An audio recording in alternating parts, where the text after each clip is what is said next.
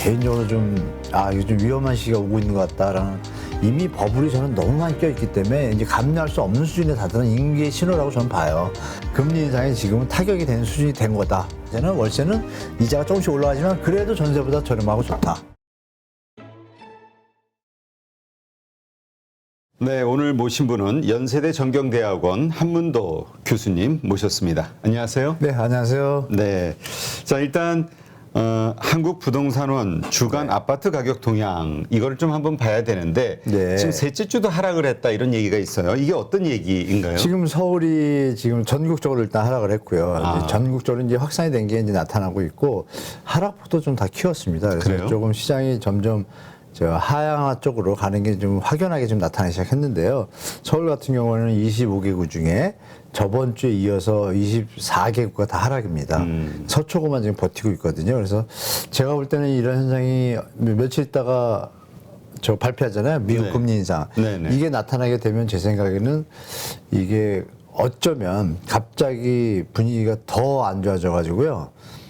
폭락 분위기로 갈 수도 있습니다. 왜냐하면 이 거래량이 서울 아파트 거래량이 제가 예전에 나와서도 말씀드렸지만 통상적으로 뭐 6,200건이 한 달에 평균 거래량이고요. 아파트만. 근데 제가 말씀드린 1월부터 점점 내려오기 시작해서 2,000대, 1,000대 내려와가지고 5월, 6월, 4월에 일단 대선 이슈하고 뭐 전세 대란 이슈, 뭐 재건축 호재 이슈가 받쳐줬음에도 불구하고 그 2,000을 못 넘었어요. 1,700, 1,600 가다가 6월 달에 지금 거래량이 지금 며칠 안 남았지 않습니까? 7월 말이면 6월 달 거래량이 집계가 되는데 지금 1,000개 겨우 넘었습니다. 1,064. 상당히 이거 좀 위험하다고 저는 보고 게다가 또 이거 7월이지 않습니까? 7월 그러니까 8월 한 달 거래량 8월 신고 기간까지 합치면 반 정도가 지금 추출이 되는데 지금 오늘 상으로 253개입니다. 역대 최저입니다. 아 그래요? 2월 달보다 더 적습니다. 2월 달에 한 달 거래량이 820건인가밖에 안 되는데요. 지금 253이면은 만약에 말씀드린 대로 금리 인상이나 이런 거에 대해서 수요 심리가 더 얼어 죽게 되면 제가 볼 땐 정부가 8월 1일부터 LTV 대책이나 여러 가지 대책들을 펼치긴 하지만 제가 볼 때는 이게 좀 조심하셔야 된다. 이거 다시 한번 말씀드리겠습니다.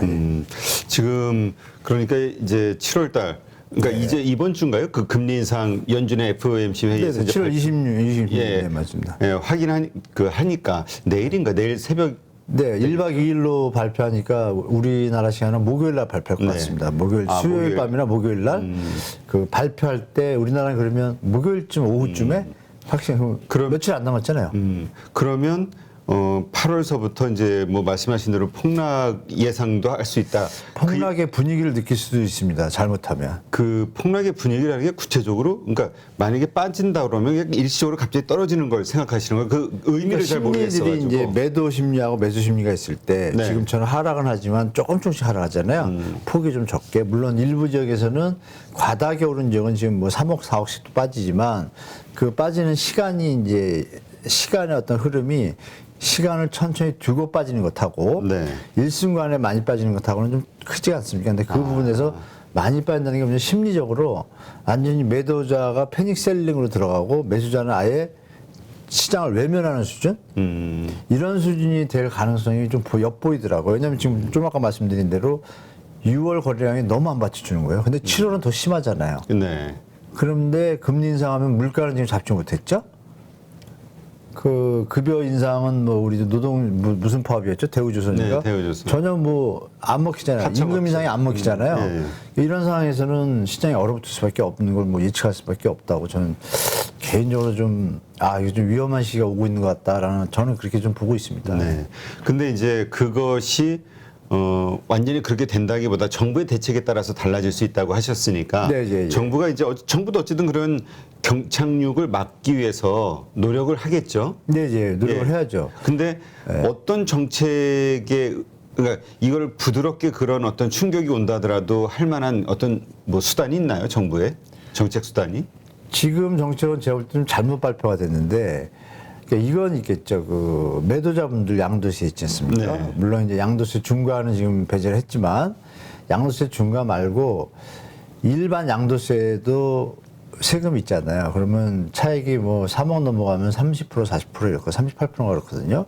그 뭐 5억이 넘으면 한 40, 45%가 최고인데 그럼 그 양도세를 만약에 중과 말고요. 일반적인 양도세. 네. 지금 왜냐하면 지금 매도하시는 분들 입장에서 차익이 커요.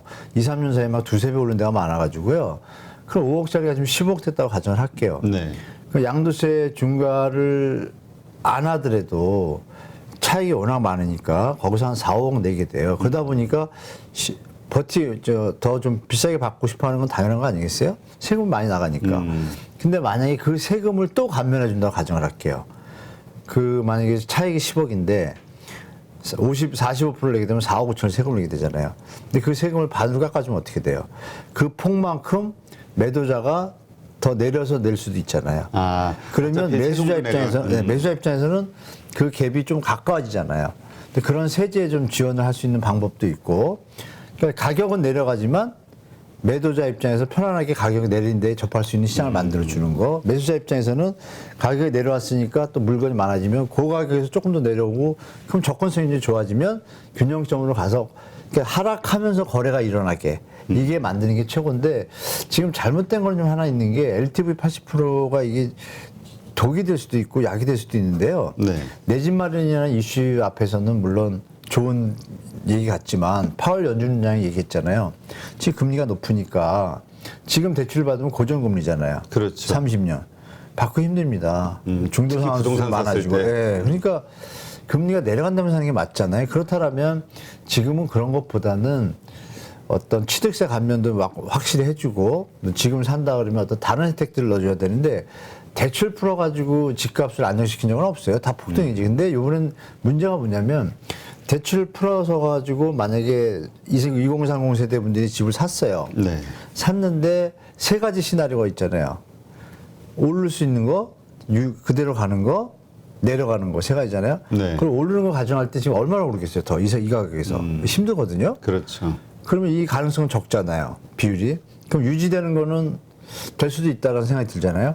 근데 하락할 가능성이 있다는 게 또 보이잖아요. 네. 이 비중을 따져볼 때 지금 하락할 가능성이 더 많은 지금 상황이니까 이게 하락을 하게 되면 20% 자기 돈을 가지고 80%를 대출받아 샀다고 가정을 할게요. 20%가 주택가격이 내려간 다음에 회복하는데 만약 6, 7년 뭐 10년 간다고 가정하면 이건 파산이죠. 왜? 이자만 물게 되잖아요. 그렇죠. 집을 안 샀으면 그 돈이 안 나가잖아요. 네.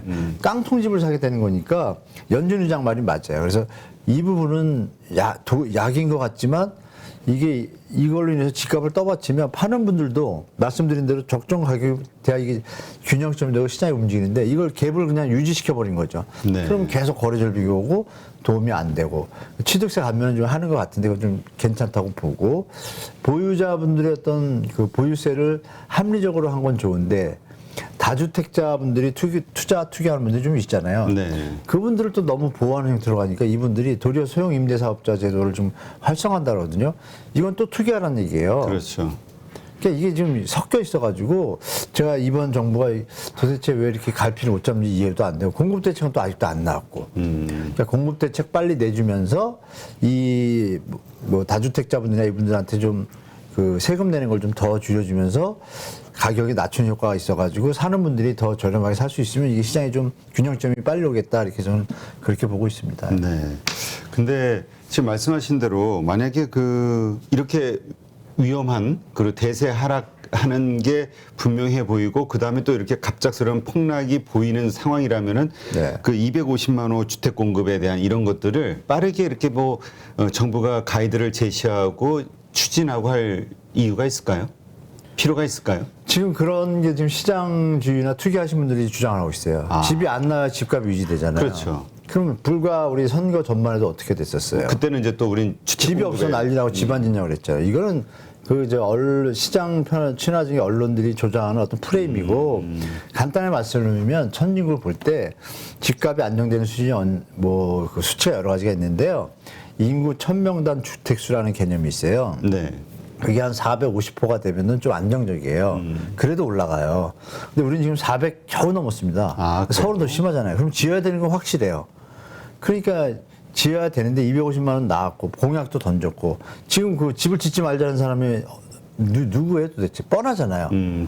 지어야 주택 가격이 하향 안정화가 되고 서민들의 일반 국민들의 주거 환경이 좋아지잖아요. 네. 저렴한 가격의 아파트를 가고 지금 비싼데 중전 좀 어느 정도 좀 시장에서 받아줄 수 있고 소득이 받쳐주는 선에서 주택 가격이 형성되면 편한 삶을 가야 또 열심히 일해서 돈을 벌고 나라가 발전하잖아요. 이건 뭐 부동산 투자 투기꾼들을 위해서만 존재하는 나라가 아니잖아요. 그러니까 이거는 국민 2,180만 가구 중에 다주택자하고 그쪽 분들이 다 투기자는 아니에요. 정상적으로 투자하시는 분들 많은데 일부 몰지각한 투기꾼들이 시장을 이렇게 좀 혼란스럽게 만드니까 그런 부분에서 지금 그 표현이 나왔다고 저는 봐요. 지어야 되는 건 영원히 지어야 돼요. 모자랄 때까지. 네. 아니, 모자랄 때까지. 남아 돌기 직전까지 지어야 되잖아요. 중요한 거는 지금 진다고 집이 나오나요? 그 또 몇 년 후에 얘기죠. 그럼요. 근데 무슨 뭐 벌써 그 얘기를 해요. 지금 짓고 나오지도 않았는데 착공도 안 했는데 그죠? 아주 그건 제가 볼 때 그 다른 쪽에 있는 일부 분들이 주장하는 것이고 또 언론도 그걸 또 붙이는 언론도 있어요. 그런데 국민 전체와 그 다주택자분들 벌 만큼 벌었잖아요. 지금 많이. 뭐 얼마나 벌려고 그래. 욕심이 너무 심하신 것 같아요. 그죠? 주식시장에서 그렇게 벌려면요.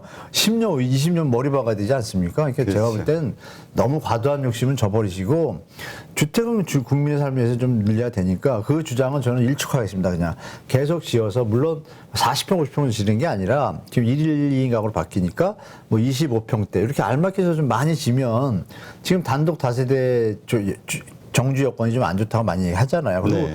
광역교통계획 빨리빨리 놓고 이게 정상적인 나라죠. 정상적인 나라로 가기 위해서는 그 지금 말씀 주신 그 내용에 대해서는 저는 뭐 답변할 가치가 없다고 좀 말씀드리겠습니다. 그러면 지금 이런 의견은 어떻게 보세요? 그러니까 지금의 어떤 말씀하신 하락 어떤 그 데이터 네. 이것은 한국은행의 그 금리 인상 특히 이번에 이제 빅스테 50bp를 최초로 했었잖아요. 네, 그렇죠. 이런 역사상 충격으로 인한 네. 어떤 일시적 현상 아니냐. 이걸 가지고 전체를 판단할 이유가 있을까라고 생각하는 분들도 있단 말이죠. 맞죠. 예전에 그 말씀이 맞아요. 근데 지금은 제가 논리적으로 설명드리면 소득이 느는데 금리가 늘면 부담할 수가 있어요. 그렇죠? 그리고 주택 가격이 정상적인 범주에 있으면 지금 사더라도 말씀 주신 대로 금리가 올라도 LTV, DTI, 뭐 DSR 다 적용해도 내 소득의 한 20, 30%만 내는 수준의 금리라면 전혀 문제가 없는 거예요. 왜냐하면 70%의 가처분 소득과 생활할 수가 있으니까. 근데 지금은 어떤 수준이냐면 주택 가격이 너무 높아서 지금 주택을 사게 되면 그 말씀드린 대출 그 DSR 수준이 50% 가까이 됩니다. 넘는 경우도 많아요. 그러니까 무리가 오는 거예요. 그러니까 금리 하나뿐이 아닌 게 아니라 다른 여건들이 안 좋은 상태에서 금리가 오르니까 그 수치가 어떤 결과로 나타나냐면 집을 샀을 때 생활이 유지가 안 되는 수치로 나타나게 되는 거예요. 만약에 금리가 낮으면 그 금액이 이자 부담이 줄면 그만큼 부담이 주니까 생활할 수가 있잖아요. 네. 근데 그 임계점에 와 있는 거예요, 지금. 임계점에 와 있기 때문에 시장도 거래량이 의외로 안 느는 것이고 LTV를 80% 푼다 그랬으니까 지금 계약을 해뒀다가 그렇죠? 잔금 받을 때 해도 되는데 지금 안 늘고 있잖아요. 네. 8월 1일부터 시행한다 그러는데 그래서 이런 걸 볼 때 예전하고 시장 상황이 다르다. 그러니까 예전의 금리는 그러니까 5%에서 10%로 예전에 금리 5%대였잖아요. 네. 지금 저금리잖아요. 바닥. 그렇죠. 근데 왜 이게 1%에서 2%로 이렇게 힘을 못 쓸까요?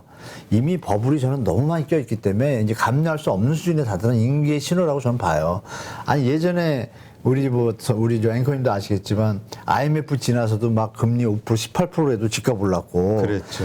이 노무현 정부 때 5% 6%도 다 올랐어요. 왜 올라요? 집값 가격이 5%를 내도 감내할 수 있는 수준의 범위에 있는 집값이었고 네. 지금은 집값 자체가 너무 높으니까 그때 5%보다 지금 2%가 더 무서운 상황이 된 거예요. 그러니까 이 논리로 가면은 지금 말씀하신 거는 그 당시는 맞지만 지금은 전혀 시장 상황이 다르다. 이렇게 이미 버블이 정리해드리겠습니다. 충분히 너무 많이 껴 있다. 네, 계산하면 나옵니다. 만약에 10억짜리면요. 네. 20%하고 80% 받으면 금리가 5%잖아요. 그냥 3, 400을 이자가 내는데 벌써 이게 끝났잖아요. 이자 400을 어떻게 냅니까? 그래서 조정이 올 거라고 저는 이제 말씀드린 거고 금리 인상이 지금은 타격이 되는 수준이 된 거다. 집값이 워낙 분모가 크다 그러잖아요. 네. 원 기본이 크니까 만약에 10억짜리 1%는 만약에 1억짜리 1%는 100만 원이잖아요. 근데 5억짜리의 5%는 50만 원이잖아요. 이런 계산법으로 보시면 이해가 되실 겁니다. 그렇죠? 네. 자, 그런데 이제 정부에서 아까도 잠깐 언급하셨지만 세제 개편안을 내놓으면서 종부세가 완화된다든가 이러저러한 조치들에 의해서 만약에 유지비가 적게 된다면 급하게 지금 이렇게 안 좋을 때 다주택자들이 집을 내놓을 이유가 있을까? 그러니까 안 내셔도 돼요. 네, 안 딱 내죠. 머물고 있으면 이 거래량, 그러니까 매물이 쌓이는 이런 현상들, 가격이 더 급락을 부르는 이런 상황은 안 오지 않을까 생각하는 분들. 그 단편적으로 한쪽에서 이제 그쪽 분들이 자꾸 그런 식으로 이렇게 좀 묘하게 가짜 뉴스를 만드는데요. 제가 볼 때 가짜 그래요? 뉴스입니다. 왜냐하면 다주택자 그 매물 중과 유예를 풀었으니까 매물이 나오기 시작했잖아요. 그 네. 매물이 3개월 사이에 몇 개가 더 나왔냐면 서울만 말씀드리면 서울 아파트가 한 5천 개가 늘었습니다. 많을 때 한 8천만 개까지 갔고, 근데 그 전에 매물 물량이 5만 5천 개였어요. 네. 그게 6만 5천 개로 늘었습니다. 근데 지금 줄은 게 말씀대로 줍니다. 한 5천 개가. 무슨 의미가 있어요? 거래는 100개, 1000개밖에 안 되는데. 전혀 시장에 영향이 없고, 그것 때문에 5만 5천 개가 사라지는 게 아니라 그 부분은 다주택자분들의 물량보다 지금은 1주택자들 중에서 영끌하신 분들하고요. 네. 일시적 2주택자라 그러죠. 투자 목적으로 하나 샀어요. 근데 집이 있어요. 샀는데 이걸 사고 나서 이거를 몇 년 안에 팔아야 되는 조건이 있어요. 근데 그걸 2년을 늘렸잖아요. 이분들이 딱 보니까 내려갈 것 같아요. 그러니까 다주택자라고 보기엔 좀 특이하죠. 2주택자인데 일시적 2주택자. 이분들이 팔면 양도세가 비과세예요. 네. 그걸 윤석열 정부 풀었잖아요. 네. 그분들이 지금 팔 거 아니야. 그러니까 3주택자, 4주택자 물건은 의미가 없는 거예요. 이분들이 왜냐하면 의미가 없는 이유를 말씀드리면 일시적 2주택자 숫자가 우리나라에 232만 가구입니다. 현재 작년 말 기준으로. 네. 그리고 말씀 주신 3주택, 4주택, 5주택 이분들은 다 합해서 한 70만 가구 정도 돼요. 그래서 한 300만 가구 다주택자인데 232만 개의 그 다주택자 물건이 230만 가구가 있잖아요. 팔 수 있는 게. 네. 그러니 그게 쉽게 사라지겠습니까? 저부터도 집이 하나 있는데 투자하려고 샀는데 지금 분위기가 내려갈 것 같고 금리 올라가면 저도 부담되고 그렇죠. 전세가 내려가는 것 같고 이런 느낌이 오면 일단 지금 팔아야겠다 판단하시겠죠. 물론 더 빠지면 팔기 싫어지겠지만 그 시기는 아직은 오지 않았다. 그래서 당분간 이분들까지 나는 이 가격에 못 팔아 그냥 들어갈래 말씀 주신 다른 다주택자 그런 시기까지는 과정을 지금 안 겪었기 때문에 그 말씀 주신 내용은 일리는 일면적으로 있지만 전체로 보면 전혀 틀린 말이다. 뭐 물건이 100개가 있는데 10개가 줄었어요. 이게 무슨 의미가 있어요? 사는 사람이 하나인데. 어차피 그러면 그래도 물건은 많은 거다. 그럼요. 풀작물이 다 안 빠졌는데. 네. 그렇죠? 뭐 그렇게 말씀드리겠습니다. 그래서 그 빠지는 분위기가 돼야 말씀 주신 대로 시장이 좀 균형점이나 가거나 이렇게 다시 매도 매수가 균형을 찾아가겠죠. 그 시기는 지금 아니다라고 말씀드릴게요. 그렇군요. 자, 그런데 또 이런 의견. 네. 지금 이렇게 어렵지만은 강남하고 용산 쪽은 네. 그래도 상승세다. 그렇기 때문에 원래 항상 부동산은 강남이 오르기 시작하면 다 이게 전파가 되니까 네, 네. 물론 다른 지역적으로 좀 떨어지긴 하겠으나 이쪽이 계속 꿋꿋하게 버티면은 결국 이 분위기가 또 반전되는 거 아니냐. 이게 이제 보도의 힘인데요. 언론 보도가 좀 잘 그게 언론의 힘이에요? 예, 언론들이 좀 늦게 보도하죠. 저는 이제 팩트로 이제 말씀드리면 일단 강남이 아직 안 내렸다라는 거로 앵커님이 아시는 것처럼 네. 대부분들 물어보면 강남이 내렸어요 물어봐요 지금도. 근데 내린 지 2주 이제 3주 차입니다. 강남은. 그래요? 강남 3구가 있잖아요.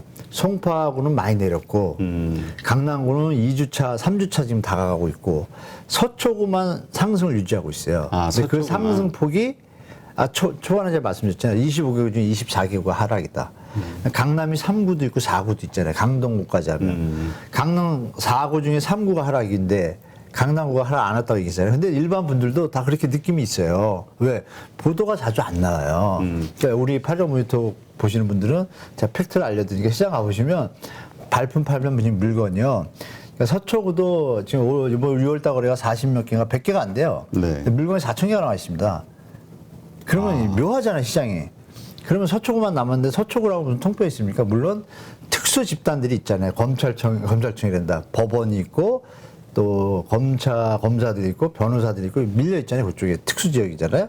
그러니까 그네들의 어떤 리그가 형성되는 곳이 일반 시장과 비교하면 안 되잖아요. 그러면 강남구하고 송파까지 하락이야. 근데 서초구는 남아 있어. 이것도 버틸 수는 있겠다. 왜? 특별한 세계니까 메이저 리그니까. 근데 그것까지 내려가면 어떻게 돼요? 옆엔 더 내려가겠죠. 그러겠네. 그러니까 옆엔 지금 내려가. 그러니까 시장을 정확히 보셔야 되는데 전국적으로도 6대 강역시 다 하락입니다 지금. 무슨 통뼈가 있다고 물론 특별가 있는데 특별한 집단이잖아요. 1%의 사람들이 사는 곳이니까 기자분이나 이런 분들이 자꾸 서초구를 갖고 강남 굳건에 뭐 자꾸 이런 기사를 쓰는데 굳건하기는 이미 꺾인 지가 벌써 몇 주째인데 그래서 그 기사를 잘 써주시면 여러분들 한국부동산원에 들어가시면요 데이터가 나와 있습니다. 네. 근데 그 호갱 노누라는 앱 아실 거예요. 거기 들어가 보시면 강남에 1억씩 빠진 거 줄줄이 있습니다. 중요한 건 물건은 3, 4천 개가 있는데 거래는 뭐 뻔하죠. 그런데 3, 4천 개에서 사회자님 말씀 주신 것처럼 지금 3, 4천 개 있던 게 3,500개, 뭐 2,800개 줄었어요. 그리고 그 기사가 나와요. 줄었다.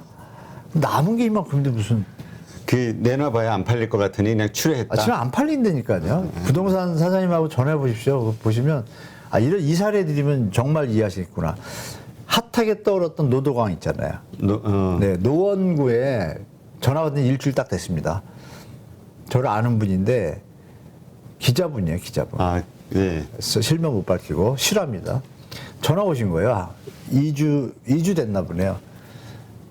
교수님 7억까지 가던 아파트가 6억 5천에 내놔도 안 나가요. 그 내놓은 지가 2주 됐다는 거예요. 저한테 전화 올 때가 2주 전인데 그 2주 전에 6.1 대책 나올 때 이해되시죠? 6.1 대책이 나와서 사람들이 살 줄 알고 이사를 가려고 어머니 아버지 모시고 이렇게 좋은 데로 가려고 빌라 쪽으로 네. 아파트 많이 살았으니까 불과 얼마 전에 7억 2, 3천에 호가하고 거래가 7억이 됐대요.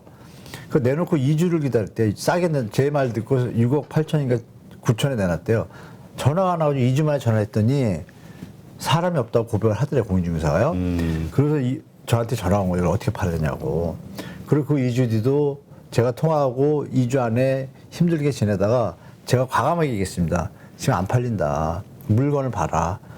거의 거래량이 한두 개인데 그렇죠. 물건 이 스토리예요. 그래서 그분이 결국은 이 얘기를 노출할 때는 6억 5천 더 밑으로 과감하게 가지고 그러니까 사는 거야 하나. 아주 그러니까 금매는 아니면 안 사요. 금매. 네, 사람들이 야, 진짜 부담되니까 뭐 그렇게 시장이 돌아가고 있다. 노원도 그런데 강남은 지금 막 많이 내려가진 않았지만 이제 시작됐잖아요. 다른 구들은 이미 1월부터 시작됐고 강남은 한 3주 전부터 시작됐고 성파는 한 4, 5개월 전부터 하락하기 시작했고 흐름이 전혀 이어지잖아요. 서초구도 상승폭이 0.05에서 0.04, 0.5 이러다 0.2, 0.023 여기서 버티고 있거든요. 이게 꺾이는 거죠. 근데 중요한 건 서초구가 전세가가 하락하고 있습니다. 전세가 하락은 매매가 하락의 전조현상이에요. 그러니까 물건은 많고 거래가 한두 개 되는데 신고가고 버틴다. 근데 서초구의 통계 중에 버티는 게 뭐냐면 서초구에도 뭐 200세대, 300세대짜리 있잖아요. 네. 근데 통계 잡을 때 그 통계가 다 300세대 이상의 대단지만 잡아요. 그러니까 사람들이 지금 서초구에 살고 싶은데 200세대도 살만 하거든요. 거기는 통계에 안 들어와요. 근데 네. 거긴 다 하락이에요, 지금. 이런 맹점이 있다라는 거 뭐 잘 체크하시고 발품 파시면 서초구에 좋은 자리에 150세대, 200세대 아파트들은 지금 1, 2억씩 쭉쭉 빠져 있습니다. 그래서 근데 대단지는 버티고 있고 네, 근데 1, 2억 빠졌다고 그래서 지금 안 사요. 안 사잖아요. 왜냐면 더 빠질 것 같은데 왜 사요? 그렇죠. 이런 막 심리가 이제 거진다는 거죠. 그 빠진 분들이 지금 약간 멘붕이 왔어요. 왜? 전화가 안 오니까. 뭐 그런 상태다. 시장 상황은 딱 그렇다. 현장 상황은 제가 어제 주말도 확인한 겁니다. 현장 네. 상황인데. 그런데 중순의 변수가 중순의 대책이 나온다 그랬잖아요. 8월에. 8월 그 중순에. 대책 보면 이제 제가 볼 땐 어떤 내용이 있으면 변화가 일어나요, 시장에. 근데 그 변화가 일어났을 때 어떻게 될지 보는 것도 중요한 관점이다라고 말씀드릴게요. 예. 그러니까 교수님 말씀은 이게 연착륙이 되기 위해서는 낮은 가격이라도 자꾸 거래가 될 수 거래가 있는 돼야죠. 네. 그런 어떤 대책이 나와야 되는데 그러지 않을 경우에는 폭락이 더 가속화될 수도 있다. 네. 그러니까 이런 거죠. 뭐냐면 정책을 딱 던졌어요. 던졌는데 집값 떠받치겠다, 집값 오르겠다. 왜냐면 LTV 80% 풀었으니까 매수자가 늘어나잖아요. 아까 그 컨설팅 했던 그분도, 전에 기자분 그분도, 대출 늘어나면 살 사람이 많으니까 값 올려야지 이런 생각 갖고 있는 거예요, 매도자가. 네. 그런데 아까 말씀드린 것처럼 지금 금액이 너무 비싸서 부담되는 수준에서 생각보다 수요가 안 생기면 그분들이 또 멘붕에 빠지죠. 이거 뭐지? 대출이 늘어났는데도 예전 같으면 막 불이 나야 되잖아요. 그죠? 네. 불 나야 되죠. 대출 80%인데. 불이 안 나면 어떻단 얘기예요? 이거 완전 버블이구나. 이게 더 확연해질 수도 있잖아요. 그러면 이게 뭐냐면 한두 달인지 되게 중요한 거죠. 한두 달 사이에 대책을 던졌는데 시장이 막 버틸라고 애를 쓰다가 못 버티고 꺾였다. 그럼 이제 완전히 꺾이는 거에 반증이 될 것이고 버텨서 가면 거래량은 받쳐줄까요? 조금 늘겠죠. 일시적으로 늘겠지만 만약에 미국이 지금 상황으로 보면 며칠 뒤에 올리고 또 한 번 또 올리잖아요. 네. 또 그거 못 견딘다고 봐요. 전 솔직히. 그러면 그때 가서 꺾일 수도 있다. 그리고 전체 뭐 부담 주시나 이런 걸 볼 때 이 가격은 사실 부담스러운 수준이다라고 저는 판단하고 있습니다. 네, 알겠습니다. 이러한 부분들을 잘 포인트를 맞춰야 되겠네요. 하지만 어쨌든 그래도 많은 분들이 기대하는 건 네. 그 정부의 역할이잖아요. 네, 아무래도 이제 여기 요즘 뭐 지지율도 좀 안 좋은데 이번 신정부 그러다 보니까 뭔가 알아서 해결해 주지 않을까 이런 막연한 기대감. 네, 네. 뭔가 그 어떤 급작스러운 상황을 막아주는 역할을 정책을 정부도 내놓지 막을 수 않을까. 없습니다. 제가 볼 때는 그건 막을 수 없습니다. 애는 많이 쓰시는데요. 네. 이 지금 정부한테 드리고 싶은 말씀은 뭐 IMF 때 글로벌 금융위기 때 금융위기 때 막았습니까? 못 막습니다. 그 글로벌 금융위기가 우리나라에 터진 건가요? 아니잖아요. 해외에서 터진 거잖아요. 네. 근데 집값 폭락하는 거 못 막았잖아요. 그래서 영국 이코노미스트가 저저번 달이죠. 5월 20일 날 발표한 그 자료에 맨 밑에 뭐라고 돼 있냐면 이코노미스트 일면에 나왔잖아요. 한국, 일본 닮아가 조심해야 막 이렇게 써놨는데 저 밑에 가보면은 이런 얘기가 있습니다. 한국 정부는 이걸 피하려고 하지 말고 부드럽게 다가서는 거를 받아들이는 정책으로 해야지 피하거나 막으려고 해서는 안 될 것이다라고 밑에 딱 써놔요. 네. 그건 이미 다 선수들이나 프로들이나 전문가들이 아는 내용이에요. 무리하게 하다 보면 더 문제가 생기겠죠. 그래서 네. 그런 부분을 말씀드리고 그래서 애는 쓰겠지만 지금 제가 볼 때 연착륙이 미국 덕분인지 미국 때문인지 표현이 다르고 다른데 미국 덕분에 무주택자분들한테 도움이 되는 거고 지금요. 미국 때문에 다주택자들은 지금 화가 날 수도 있는 거예요. 네. 그렇죠? 그럼 중요한 것은 가잖아요. 그 배가. 인플레이션이 안 잡히면 더 올릴 거 아닙니까? 그렇죠. 그러면 더 사기 힘들어지겠죠? 그러면 그땐 폭락을 막을 수는 없죠. 어떤 대책이 와도. 사람들이 합리적 기대 가설이라고 이건 상황을 보니까 정부가 어느 정책을 써도 사람들 생각이 다 모아지잖아요. 평균적으로. 한때 뭐 언론 보도나 불편한 지질과 가짜 부대에 잠시 흔들 수 있지만 정책의 뜻을 따라갈 수 있지만 이게 좀 아닌 것 같아 그러면 어느 한쪽으로 가잖아요. 문재인 정부 때 집값이 오르는데 뭐 막 안 오른다고 얘기했죠. 안 통하는 것처럼 오를 때 오르는 거예요. 또 내릴 때는 암만 얘기해도 내릴 수밖에 없다라는 어떤 자연의 순리 뭐 이런 거를 우리가 좀 받아들여야 될 때가 오고 있다라고 저는 말씀드리고 있습니다. 네. 하여튼 지금 내가 처한 상황이 어떤 것인지 또 네. 빚이 있으신 분들 같은 경우는 특히 조심하셔야죠. 지금 조심 관리를 해야 되겠네요. 맞습니다. 예. 네. 진짜 그렇게 조심하죠. 근데 이제 요즘 그 전세 우리가 이제 네. 사실 그동안 그 전세 제도를 통해서 좀 편하게 예, 살아왔는데 이게 자꾸 월세로 바뀌는 현상, 이 미국이나 이런 데처럼 선진국처럼 이것 때문에 점점 부담이 커지는 거 아니냐, 이 가속화 현상 어떻게 보세요? 이거 그거 일시적일까 옛날 얘기입니다. 아니면 이제 예전 얘기고요. 금리랑 직결된다고 말씀드릴게요. 뭐냐면 우리 데이터에는 안 나오는데요. 제가 그 데이터를 저 국회의원실에 부탁을 해가지고 좀 받으려고 하는데 잘 안 줘요.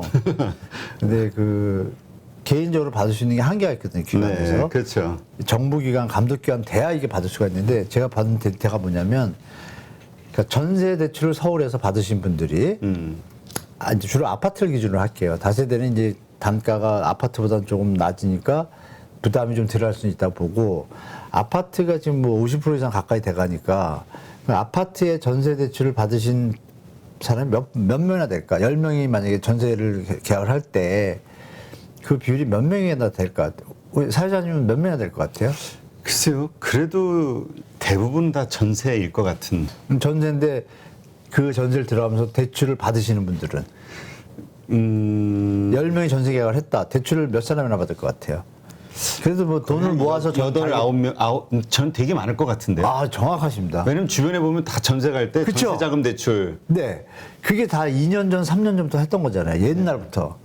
그분들이 그럼 전세 대출을 받아와서 지금 전세 대출 금액이 몇백조입니다. 작은 돈이 아닙니다. 그러니까 만약 5억짜리인데 2억 5천을 대출 받다고 가정할게요. 네. 근데 금리가 그 당시 전세 금리가 1.55에서 2%밖에 안 됐어요. 대출이. 그러면 2억만 받았다고 치겠습니다. 2억. 그러면 2%면은 40만 원이잖아요. 그러니까 30만 원에서 40만 원밖에 안 내는 거예요. 5억짜리 전세 살면서. 네. 살만하죠. 왜? 그만한 어떤 거주의 가치가 있으니까. 그런데 얘가 지금 80만 원을 바뀐 거잖아요. 일단. 그럼 자기 생활하던 계산이 있는데 40만 원을 메꿔야 되잖아요. 그렇죠. 근데 여기다 추가적으로 물가가 올랐잖아요. 그렇죠. 돈이 또, 그러니까 갑자기 생각지도 못한 돈, 이분 입장에서 5억짜리 전세 사시는 분이 갑자기 50만 원에서 한 7, 80만 원을 나가야 되는데 이거 알바해야 되는 상황이 되는 거죠. 그럼 이분이 더 돈을 대출받아서 갈 수 있어요? 못 가잖아요. 그러니까 지금 100명의 전세 계약이 있는 분들 중에 7, 80명이 이 여건이 안 된다는 분이 저는 많다고 봐요. 아, 네. 그런데 옆에를 딱 돌아보니 이거는 전세는 막 3%, 4%로 가는데 월세 전환율은 보통 동네마다 다르지만 얼마 전만 해도요 1.5에서 2%밖에 안 됐어요. 아파트가. 아, 그러면 여기가 더 싸잖아요. 결정적으로 월세로 만약에 내는 게. 요새 만약에 계약을 했다고 가정할게요. 그러면 앞으로 2년 동안 전세는 미국이 금리를 올리고 하느니 금리 올리면 전세는 돈을 더 내게 되죠 앞으로. 근데 월세는요. 2년 계약하면 2년 동안 그 돈만 내잖아요. 어느 바보가 지금 전세를 가겠어요. 네. 그걸 보고 여러분들 그런 기사 보셨을 거예요. 한두 달 전에. 뭐 월세 난민, 전세가 뭐 어쩌고저쩌고 이러면서 정말 나쁜 기자죠. 월세 난민이 아니라 월세 스마트맨들이죠. 아, 오히려 대출받는 것보다 그게 더 나니까. 그래서 똑같은, 아니, 전세는 말만 전세지 월세 내는 건 똑같잖아요. 이자 내는 거. 그렇죠. 그래서 딱 돌아보니까 말이 월세지 뭐 이게 더 좋네. 거기다가 여기는 이제 월세는 임대인이 관리 의무와 뭐 필요비나 유익비 같은 거를 다 임대인 책임지게 돼 있어요. 전세는 자기가 소모된 걸 써야 되잖아요. 그러면 부가적으로도 서비스가 더 좋아. 어느 바보가 전세 사겠어요. 월세를 막 가니까 월세 수요가 늘어나니까 지금 요새 월세 월세료가 좀 올라간다는 기사 나오는 거예요. 당연히 좀 올라가죠. 사람이 몰리니까 전세는 내려가고 그러면 전세가 더 내려가서 월세 이자 이거하고 비슷한 균형이 맞춰지는 선에서 멈추겠죠. 근데 지금은 계속 내려가고 있다. 전세는 월세는 이자가 조금씩 올라가지만 그래도 전세보다 저렴하고 좋다. 이런 게 이제 유지되고 있습니다. 아, 이게 저도 이게 좀 잘못된 선입관을 가지고 네, 있었나 보네요. 선입관이죠. 뭐냐면 월세는 돈이 은행 없어가는 이자보다 것처럼. 네. 아니 더 비쌀 것이다. 아닙니다. 그 은행 금리보다 내가 대출 받아서 전세 대출 받아서 가는 것보다 그냥 월세로 내는 게 더 비쌀 것이다. 그렇지 않습니다. 지금 요새 이제 올라가서 이제 맞춰지려고 하는데 맞춰지기 전까지 계속 내려가겠죠. 그게 더 싸면 말씀드린 대로 금리가 앞으로 미국이 몇 번 더 올릴 텐데 더 올려도 월세는 끄덕없잖아요. 계약 이미 했으니까. 그렇죠. 2년 동안. 그리고 나중에 내려가면 그때 전세 가면 되죠. 얼마나 현명해요, 수요자들이. 그죠? 합리적 기대 가설. 또 말씀드리겠습니다. 네. 네. 지금 근데 정부에서 임대차 3법을 개정한다 뭐 이런 얘기가 있는 것 같은데요. 네, 지금 어떤 것들을 바꾸게 될 것인지 그럼 또 그것이 지금 말씀하신 이런 현상들을 바꿀 수 있는 건 없습니다. 말만이지. 네네. 법인데 어떻게 바꿉니까? 주택임대차보호법이에요. 근데 그 법안을 던진 당이 현재 야당인 민주당이잖아요. 네. 그 민주당이 자기들의 잘못했다고 그걸 받아들여가지고 그거를 법을 통과시킬까요? 불가능합니다. 제가 볼 때. 조정안은 나오겠죠. 네. 예를 들면 3년으로 하자. 2년마다 좀 문제가 있으니까 3년을 바꿔. 이거는 얘기가 되잖아요. 서로 명분이 있어야죠. 야당에 또. 그렇기 때문에 법을 바꿀 수는 없고 조정해서 조정안이 나올 수는 있다. 뭐 폐지는 폐지 얘기하는 분들은 제가 좀 잘못했다고 보고 국민을 생각하면 그걸 폐지해야 됩니까? 말이 안 되잖아요. 그러니까 조정해서 좋은 안으로 2+2가 문제가 있으니까 그러면 3년을 한다든지 아니면 4년으로 다 묶어줘야 임차인들 900만인데 다주택자 300만밖에 안 된다 그랬잖아요. 네. 그럼 누굴 위한 정책을 펴야 돼요? 저는 그렇게 말씀드리고 그래야 보세요. 국민들이 주택 가격에 치여가지고 가처분 소득이 줄고 이러면 주식시장도 죽어요. 가처분 소득이 여유가 있어야 주식도 하고 뭐 영화도 보죠. 그래야 내수가 살잖아요. 그러니까 이 집값은 망국병입니다. 제가 볼 때 그건 일반 분들 뭐 10년, 20년에 가지고 5억, 10억 벌기 모으기도 힘든데 그렇죠. 알량하게 조금 머리 굴리고 투기꾼들하고 협해가지고 그거 뭐 거기에 지금 매몰되면 큰일 납니다. 나라가 망합니다. 그럼 버블 터지게 돼 있고. 그래서 제가 볼 땐 조금 뭐 정상적으로 투자하신 분들 말고 투기 형태로 하신 분들 많거든요. 그분들한테 좀 말씀드리면 말이 좀 샜지만 하여간 전세, 월세, 매매 다 시장이 암만 어떠한 정책을 펼쳐도 아까 말씀드린 합리적으로 수요자들은 판단합니다. 네. 그게 시장에 나타나니까 지금에 나타난 거래량 감소, 월세 가속화 현상을 왜 이렇게 되는가 지금 말씀드린 것처럼 저는 이런 생각을 갖고 있는데 여러분들도 한번 생각해 보시면 시장이 좀 다르게 보이실 거라고 좀 말씀드리겠습니다. 네. 지금 뭐 진짜 그 오늘 나온 기사를 보니까 네. 그 중개 사무실 하시는 분들 네, 네. 폐업률이 지난달에 비해서 올해 이번 달 뭐 예에서 58%가 네, 증가했다. 이번 달 그럴 것 같아요. 네, 뭐 예. 그런 기사가 있더라고요. 그래서 네. 실질적으로 거래가 참 잘 안 되나 보다. 장사가 안 되니까 네. 폐업하는 거니까. 네. 그런 생각은 들더라고요. 그렇죠. 계산해 보시면은 서울에 한 2만 3천 개 공인중개사가 있습니다. 네. 아까 제가 모두에 말씀드린 것처럼 그 아까 그래프 보신 것처럼 거래량이 뭐 1,000대잖아요. 그러면 1,000개라고 가정을 할게요. 2,000개라고 가정을 할게요. 그러면 2만 개가 있으면 10집 중에 한 집만 계약을 한 거잖아요. 9집은 계약을 못 한 거예요. 매매를. 그러면 전세 월세인데 이 수입이 완전히 차이가 나잖아요. 매매가 그렇죠. 있어야 이게 수입이 유지가 되는데 그럼 10집 중에 9집은 지금 1년 내내 거의 뭐 매달 계약을 못 하는 데가 허다하잖아요. 그러니까 지금 말씀하신 대로 이러느니 월세 또 비싸요. 공인중개사 임대료가. 네. 제일 비싼 데가 대한민국의 임대료가 그 공인중개사 사무실이잖아요. 이제 항상 1층. 네네. 예전엔 들어오지도 못했어요. 공인중개사들이. 그런데 집값 뛰고 돈을 많이 버니까 버는 돈으로 월세를 임대료를 내도 더 버니까 1층으로 막 모이기 시작해가지고 그분들 덕분에 상가 임대료가 또 올라갔다는. 진짜입니다. 실제로. 그분들이 빠지면 상가 임대료가 내려갑니다. 그게 그래요? 또 그런 다 역학관계가 있군요. 네. 당연하죠. 공인중개사가 월 400을 주겠대요.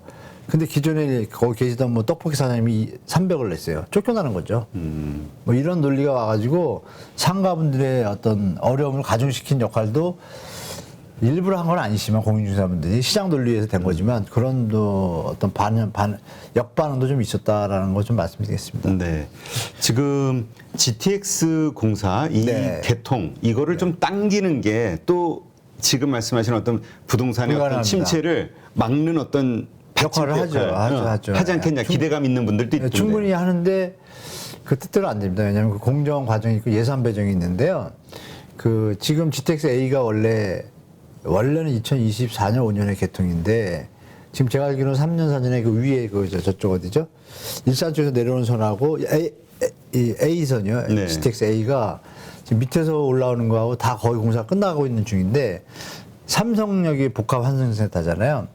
거기가 예통 개정이 지금 제가 알고 2028년으로 알고 있습니다. 그러니까 4년 동안 연결이 안 되는 거예요. 뭐 남북한처럼 갈라지듯이 GTX A가 갈라져 있습니다. 갈라지는데 그나마 다행인 거는 일산 그쪽에 있는 분들은 그래도 용산 서울역 거쳐서 강남 일대까지 다가올 수는 있잖아요. 삼성역 전역까지 그죠? 네. 그것도 위에 분들도 마찬가지고 거기까지는 나아지는 건 확실한데 연결되는 데는 좀 더 걸리고 그러니까 B, C는 더 걸리겠죠. 더 걸리는데 GTX가 만약에 2024년도 5년도에 개통이 된다. 그럴 때 좀 아이러니한 걸 좀 말씀드릴게요. 어디 전철역이 대한민국 전철역이 있잖아요. 네네. 전철역 호재는 전철역 짓는다 발표할 때 그리고 전철역 개통하기 한 1, 2년 전에 피크를 타고요. 그래요? 막상 개통하잖아요. 꺾입니다. 묘합니다. 정말 묘합니다. 아니 그 우리 주식시장 그러니까 주식시장하고 똑같습니다. 뉴스에 팔아라. 네, 똑같습니다. 그래서 그게 그러니까 생각보다 그 전에 올랐던 게 10% 20%막 올랐다 그러면 오픈하잖아요. 10% 못 올립니다. 신기하더라고요. 제가 그거 왜 이럴까? 이미 시장에 다 반영이 됐다. 주식시장에 계신 분들이 잘 아시죠? 선반영. 선반영이 되면은 생각보다 못 오르잖아요. 그렇죠. 뭐 그런 걸 미리 예측하시는 게 좀 좋을 것 같다고 말씀드리겠습니다. 너무 많이 올랐어요. GTX 쪽이 뭐 다 3배 정도씩 올랐습니다. 역전 합품. 그 기대감이 아직도 남아 있는 분들이 있거든요. 이제 개통되면 엄청 오를 거야. 네, 주인분들이 그걸 안 내놓고 있는 거예요. 안 내놓는데 중요한 건 사는 사람은 더 안 사는 거예요. 그래가지고 매물이 5개가 있는데 어디라고 제가 딱 집어서 말씀드리긴 뭐하고 그 역 바로 앞이에요. 1, 2년 남았잖아요. 진짜 호재잖아요. 지금 많이 올랐잖아요. 네. 그러니까 시세보다 1억 싸게 내놨어요. 제 아는 분이. 뭐 17억짜리인데 16에 내놨어요. 사람이 안 오는데요? GTX 개통이 1년 남았는데 사람 왜 안 오죠? 개통하든 말든 일이 없는 거예요, 지금. 상황이 심각한 거예요. 그래서 그 집을 가지신 분들도 버티시려면 개통하고 1, 2년까지 갈 생각하고 버티셔야 되고 개통할 때 판단 생각은 금물이에요. 제가 위험해요. 자, 차라리 지금 꼭지잖아요. 네. 꼭지면 작은 계획이 뭐 하셔야 되면 지금 싸게 사서 파는 게 현명 둘 중에 하나 고르셔야 돼요. 조금이라도 더 다른 데보다 싸게라도 네, 금매로 내놔야 예. 그나마 팔리고 자산 관리가 되죠. 예, 그러니까 더 떨어지는 것보다는 더 네, 그럼 가지고 가시려면 개통하고 이만큼 오를 줄 알았는데 뭐 갭이 발생하잖아요. 그런 걸 조정하셔가지고 개통할 때 반짝할 때 파시든지 마음에 안 들지만 자 본인은 이제 17에서 21억 될 거라 생각했는데 안 오르면 어떻게 돼? 안 팔 거 아니에요. 그럼 큰일 나죠. 네. 거기서 꺾이니까 이제 앞으로 그죠? 그렇죠. 그런 걸 좀 주식시장 하시는 분들은 잘 하실 거예요, 그죠? 제가 이렇게 말씀드리면. 아니 그래도 부동산은 다를 거라고 생각하는 분들이 많더라고요. 의외로 또 신기합니다. 전 세계 그 어떤 그 법칙이나 원리들은 큰 범주를 벗어나지 못한다고 저는 보고 있거든요. 경제 공부 주식은 제가 잘 모르는데 엘리어트 파동은 제가 알아요. 아 그래요? 근데 그것도 보면 3파 상승 뭐 2파 하락이겠잖아요. 근데 부동산도 잘 보시면 그게 기간이 길어서 잘 안 보이는 거죠. 저는 이제 30년 했잖아요. 그게 보이더라고요. 똑같아요. 하는 게 똑같습니다. 아니 IMF 때 내려갔잖아요. 네. 올라가다가 또 글로벌 때 내려갔잖아요. 쭉 가다가 지금 또 내려가려고 그러잖아요. 세 번째잖아요. 그죠? 뭐 이런 거 좀 연결성이 좀 있습니다. 아니 근데 네. 그래서 이제 우리 주식 하시는 분들 가운데서도 네. 그 애널리스트 분들, 네. 전문가분들, 뭐 우리 김영희 교수님이 요즘 예를 들어서 그 네. 포함해서 여러 많은 분들이 네. 주식도 많이 빠지겠지만 부동산도 한 30-40% 이 그 데이터를 보면은 빠진다 네. 이런 얘기를 하시거든요. 좀 가능한 선에 손을 들고 저는 미국이 조금만 금리 더 올리면요. 이런 표현이 좀 적절한지 모르지만 전혀 뭐 무리 없이 그냥 40%까지 쭉 빠질 것 같아요. 저도. 아. 외부 충격이 가야지. 지난번에 말씀하실 때도 한 3-4년에 걸쳐서 네. 한 30-40% 길게 빠질 봤었는데 것이다. 네. 미국이 너무 급하게 올리니까 이거 더 빨리 오겠다라고 제가 말씀드린 거 아까도 초반에 8월에 시작될 수도 있다. 이 표현이 8월에 시작되면 내년에 바로 그 30-40% 라인을 갈 수 있는 일이 벌어질 수도 있겠다는 시나리오죠. 네. 근데 정부가 잘 대처하고 뭐 해외 글로벌 변수 좀 안정되면 좀 조정 폭이 좀 줄겠죠. 그거는 저도 30-40% 그 교수님 말씀하신 게 적극 동참합니다. 왜냐하면 이거는 지금 50% 이상 무조건 그럴 가능성이 시나리오가 보이니까 제가 봐도. 알겠습니다. 네, 한 8월 중하순 정도 해서 정부 대책 나오고 나서 한번 또 모시도록 하겠습니다. 네. 정부 대책 좀 관심을 많이 가시는 게 좋을 것 같습니다. 네. 예. 하여튼 정부의 대책이 낮은 가격이라도 자주 그러니까 그나마 많이 거래가 될 수 있는 방식의 정책이 나오느냐 그렇지 않느냐에 따라서 네. 이 하락의 폭은 더 크게 차이가 날 것이다. 일단 멈췄다가 시장이 멈춰서 버티다가 횡보하다가 위로 갈지 아래로 갈지 정해지는데 그럴 경우에는 제가 볼 때 아래로 가는 게 갑자기 생길 수도 있다라는 시나리오에 저는 힘을 주고 있습니다. 차라리 편안하게 이렇게 가는 게 제일 좋은데, 네. 그죠? 그렇게 보고 있습니다, 저는. 네. 하긴 저도 주변을 이렇게 보면은 한 2개월 전만 해도 부동산 하락할 수 있다는 전문가들이 많아. 그러면 에이, 뭔 소리야? 부동산 이런 식의 얘기를 하던 분들도 네. 요즘은 일단 밝혀졌죠? 하락할 수 있을 것 같아. 그러나 그래도 완만하게 횡보 정도로 가지 않을까? 그러니까 급격한 하락은 이제 이런 생각을 하고 있는데 말씀하신 그런 것들이 되면 이제 패닉이 되는 거죠. 순간적으로 그때가 바뀌죠. 이제 예, 그때가 이제 급 나갈 수 있는 시기인데 안 왔으면 좋겠습니다. 저는 개인적으로 그 오는 거는 연착륙이 경제에도 좋긴 하죠. 도움이 안 되고 뭐 국민 건강에도 도움이 안 됩니다. 제가 볼 때는. 네. 하여튼 정부가 잘해서 해주길 바랍니다. 네, 많은 전문가들의 이러한 걱정, 그 다음에 이러한 현상 이런 것들을 잘 감안해서 네. 정부가 8월 중순 내놓는 대책 좀 잘 정해주시기 부탁드리겠습니다. 네, 이제까지 연세대 정경대학원 한문도 교수님과 함께했습니다. 네, 고맙습니다. 고맙습니다. 누구나 1시간 안에 200개 종목에서 좋은 종목을 고를 수 있는 그런 능력을 배양할 수 있도록 제가 도와드리려고 그렇게 하고 있습니다.